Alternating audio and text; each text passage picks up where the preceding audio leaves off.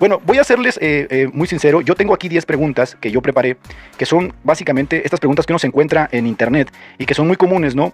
Y que sobre todo los muchachitos que empiezan ahí a interactuar en internet dicen, ya tengo una pregunta que hacerle a estos tíos, ¿no? Tú sabes que aquí, por ejemplo, en las redes sociales se popularizó mucho el asunto del argumento Kalam, que estipulaba básicamente, basado en el Big Bang, basado en ese modelo cosmológico, que existía un creador, que aunque no decía que era el cristianismo, existía un creador. Pero una respuesta, una contrarrespuesta que ha surgido es que si todo lo que existe fue creado, entonces ¿quién creó a Dios, no? Para empezar, es una pregunta un tanto paradójica. Nuestro cerebro y nuestras conceptualizaciones no dan para hacerla, pero sí la gente la hace. ¿Quién creó a Dios? ¿Qué me dices de esa pregunta, mi querido Carlos Rodríguez? ¿Qué le respondes a un jovencito? Mira, no estamos ahorita hablando con intelectuales, ateos y esa vaina. Vamos a enfocarnos en que hay adolescentes, jóvenes en la secundaria, en la universidad, que empiezan a cuestionarse el cristianismo y tienen estas dudas iniciales. ¿Quién creó a Dios? Bien, primero, desde el mismo argumento cosmológico Kalam, siempre hay una especie de confusión, porque el argumento no dice que todo lo que existe tuvo una causa, hablando del argumento per se, sino que lo que comienza a existir tiene una causa. O sea, todo lo que comienza a existir, yo, Veloz, tú, todo lo que comenzamos a existir en el momento en que nacimos, tenemos una causa, en este caso nuestros padres, y así sucesivamente en regresión hacia atrás, valga la redundancia. Entonces, partiendo de ahí, Dios nunca tuvo un inicio, Dios siempre ha existido. Entonces, a la pregunta, ¿quién creó a Dios? Nosotros decimos, Dios no tiene alguien que lo creó, Dios es un ser que por su propia naturaleza es lo que se conoce un poco técnico, es un ser necesario, con existencia necesaria. ¿Por qué se dice que Dios es este tipo de ser? Para tratar de no ser tan técnico y que cualquier persona me pueda entender. ¿Por qué se dice eso? Porque si nosotros vemos, como tú decías, por ejemplo, lo que se dice desde la ciencia moderna, de que el universo tuvo un inicio, de que tuvo un origen, hay que buscarle una causa a ese universo. Pero la causa no puede ser una causa que, como el universo también tuvo un origen, porque entonces tendríamos una cadena infinita de causas que tienen un origen. Entonces, tiene que haber una causa cuya existencia es necesaria, que no tuvo origen, que no tuvo una causa previa, que siempre ha existido, la cual es increada, que creó todo. Entonces, ¿quién creó a Dios? Pero, por ejemplo, aquí no cometerías una petición de principio, y lo digo, estoy ignorando, ¿no sería una petición de principio el hecho de asumir la causa sin probarla? Es decir que la causa incausada es Dios, sin probar quién es ese Dios, cómo es ese Dios, etcétera, etcétera. ¿No sería un argumento que ellos te pueden dar en contra? No, porque en este caso, por ejemplo, yo estoy usando un razonamiento que se conoce, para ahora sí ser un poco más técnico, se conoce en filosofía como razonamiento aductivo o inferencia, la mejor explicación. Y es un razonamiento que se usa en ciencias. Por ejemplo, los famosos neutrinos o el bosón de Higgs, antes de encontrar la partícula, antes de encontrarla empíricamente, ya se había propuesto su existencia. ¿En base a qué? A este mismo razonamiento. Tenemos hechos que se explican mejor si existe esta partícula. Eso es en el caso de Dios. ¿Por qué proponer a Dios, o a lo que llamamos Dios? Claro que había que definirlo y lo voy a hacer ahora, pero ¿por qué proponer a Dios? Porque es la mejor explicación como causa de origen de todo el universo y todo lo que existe. Entonces, cuando hablamos de Dios, podemos definirlo desde, como se hace desde el siglo XI por Anselmo de Canterbury, o la teología del ser perfecto, a un ser personal máximamente grande que existe de forma necesaria, que tiene atributos omni, como omnipotencia, omnisciencia, omnisapiencia, omnipresencia, y que es el locus de la bondad o el amor. Entonces, cuando hablamos de Dios, postulamos su existencia no por petición de principio, sino porque tenemos varios hechos que pudiésemos mencionar que se explican mejor si Dios existe. No es que no exista una explicación alternativa. Por ejemplo, en ciencias, en cosmología, en astrofísica, se dan muchos modelos para tratar de explicar el origen del universo sin un Dios. Se da modelo de cuerdas y un sinnúmero de universos bebés, multiversos y demás. No es que no existen explicaciones alternativas, es que cuando tú analizas todas esas explicaciones, carecen de fundamento, carecen de apoyo, carecen de validez, y la mejor explicación sigue siendo que Dios creó todo. Ahora, ¿quién creó a Dios? Dios no tiene quien lo creó, porque Dios es un ser metafísicamente necesario. Y, como te acabo de decir, yo llego a esa conclusión no por petición de principio, sino analizando una cadena si nosotros decimos que hay una cadena de causa y efecto hacia atrás, nunca vamos a llegar a un fin. Y de hecho, lógicamente y matemáticamente, eso es imposible. Decir que nosotros hemos podido atravesar desde un infinito hacia acá, es como tú decir que tú comenzaste a contar desde menos infinito hasta el día de hoy. Eso es lo que es proponer una cadena infinita de causas. Yo no puedo decir, voy a comenzar a contar desde menos infinito y hoy llegué a cero. Eso es imposible. Entonces, la racionalidad, porque este es el punto, la razón me lleva a postular que si el universo existe, si fue creado y está aquí, es porque tuvo una causa cuya causa no tuvo una causa previa. Es decir, existe, como diría Leibniz, por necesidad de su propia naturaleza. Dios es un ser cuya inexistencia es imposible. Buenísima respuesta, excelente, ¿no? Mi querido Carlitos, ¿quieres sumar algo ahí a lo que acaba de decir Carlos II? Es que estamos muchos Carlos. Carlos Veloz, Carlos Rodríguez, Carlos III, Carlos en el chat.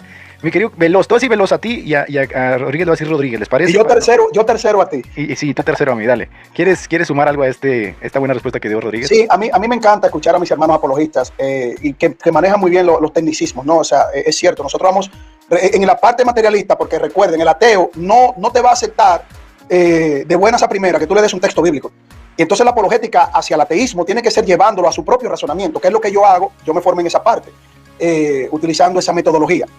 Yo lo confronto y lo contrasto con la evidencia que ellos deben manejar y conocer, porque la pregunta de quién creó a Dios no te la hace un jovencito de la noche a la mañana sin tener un fundamento. Tiene alguien que haberle dicho algo de algún proceso cosmológico para la existencia del universo. Entonces, como saben que tú eres creyente, te dice, ok, el universo se dice con el Big Bang que tuvo un principio, el origen del universo. La causa es desconocida para la ciencia.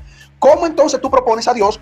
Entonces, ¿cómo Dios puede existir y no ser creado o no tener un origen también? Eso me lo hacen hasta jovencitos de universidades cuando yo he ido a hablar con ellos, porque las universidades lo van formando en ese sentido.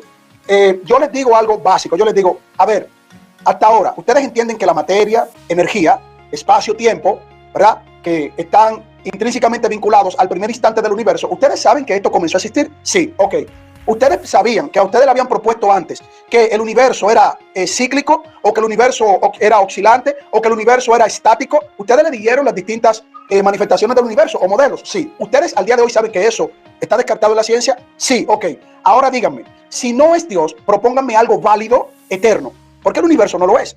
Yo te propongo de manera plausible y te explico por qué Dios es y por qué nosotros entendemos los cristianos que es eterno. Si tú dices que Dios no es eterno, estás hablando de otro Dios. Entonces hablarías quizás con un hinduista o con la filosofía griega, pero la cristiana te establece un Dios eterno en la escritura. Ahora, si tú llegaste a pensar que el universo puede ser eterno en un momento, ¿por qué ahora que sabes que no lo es, por qué no puede ser Dios eterno? Entonces Dios no es creado, Dios es eterno, y es plausible, es lógico mantener un argumento. Ahora vamos a profundizar por qué mi Dios eterno es el Dios correcto, a la luz de las evidencias, a la luz de la formación del universo, a la luz de los parámetros establecidos, el orden, las leyes fundamentales. ¿Por qué esta pregunta, Edgar? Es cierto, y me la hacen profesores, me la han hecho hasta científicos, físicos, que Carlos Rodríguez sabe que tenemos varios amigos que son físicos, como Carlos Márquez, que es un gran amigo, que es un físico que trabajó en el proyecto DARPA en Estados Unidos, y él tampoco tiene respuesta, y él ha tenido que reconocer que la explicación a que Dios es eterno y es la causa de todo es plausible a la luz de la filosofía, vamos a decirlo así. Fíjate que, bueno, yo creo que ustedes saben mejor que yo que Kant había propuesto justamente los límites de la razón y el uso indebido de la razón. Y cuando hablamos, por ejemplo, de Dios, estamos hablando de una idea que está contenida justamente en el ideal humano, en el concepto humano, en el lenguaje humano. ¿No crearías una suerte de antinomias? Es decir, por ejemplo, ahorita Rodríguez decía que se puede formular una hipótesis, ¿no?, desde el multiverso, la teoría de cuerdas, el vacío cuántico y todo esto. Si puede ser explicado de la razón desde otras perspectivas, es decir, ¿no crees esto como una tensión en la persona? Porque la persona se puede quedar infinitamente ahí. No, yo creo que en el futuro puede haber una mejor descripción, o yo creo que vamos a llegar a la descripción como se surgió en el siglo XVI, que rompimos con este paradigma, etcétera. ¿No crees eso, Rodríguez? ¿No crees que esto deja a la persona como en un, no sé, como en una laguna? Si tú le dices, bueno, sí, es verdad, ustedes están tratando de explicar esto, pues nunca van a ceder, siempre van a tratar de buscar otra explicación y otra explicación y otra explicación haciendo uso de su razón, porque para ellos básicamente nunca va a haber forma de que acepten a Dios. Entonces, ¿no los deja entonces como una suerte de crisis moral a ellos, más que intelectual? ¿Qué piensas de eso?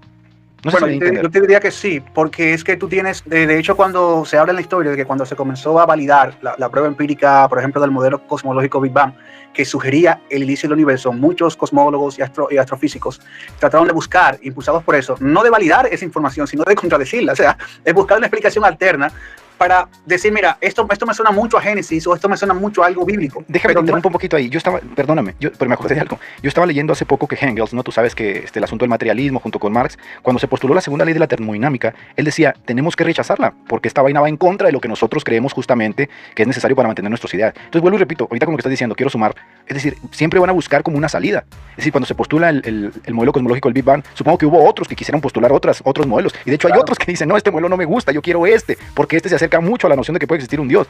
Eso es verdad, eso existe, ¿no? Y eso fue justamente lo que pasó. De hecho, el mismo Albert Einstein estaba un poco incómodo con la implicación del modelo por eso mismo, porque de hecho las mismas ideas y el debate que surgió en ese entonces iba en torno a ello. Oye, es que tú me estás, cuando comenzaron a surgir las primeras ideas y conclusiones, tanto la parte creyente como no creyente estaba en esa lucha, porque a veces los creyentes la usaban muy para allá de lo que quería decir en ese momento.